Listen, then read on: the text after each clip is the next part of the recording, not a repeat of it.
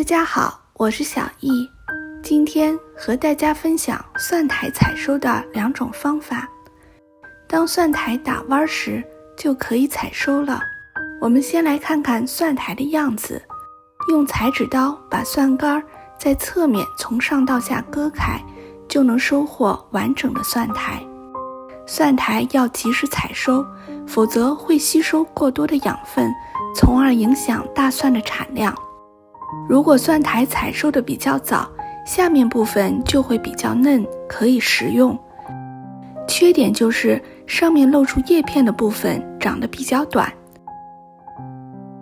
如果等蒜苔打弯时再采收，露出叶片部分就能长得比较长。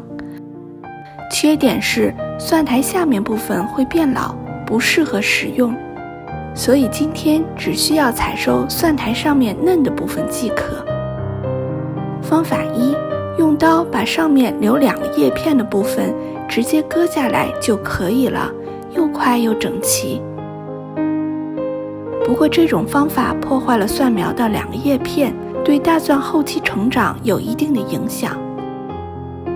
方法二，用手在2个叶片的下方位置轻轻掐一下，一只手扶住掐的位置，另一只手抓住蒜苔轻轻往上提，这样蒜苔就抽出来了。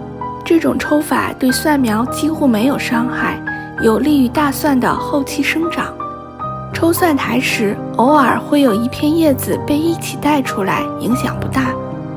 近镜头看一下，就在这个位置掐断，然后轻轻一抽，是不是很简单？您也试试吧。谢谢收看，有收获的朋友请您帮我点个赞，或者订阅转发我的频道。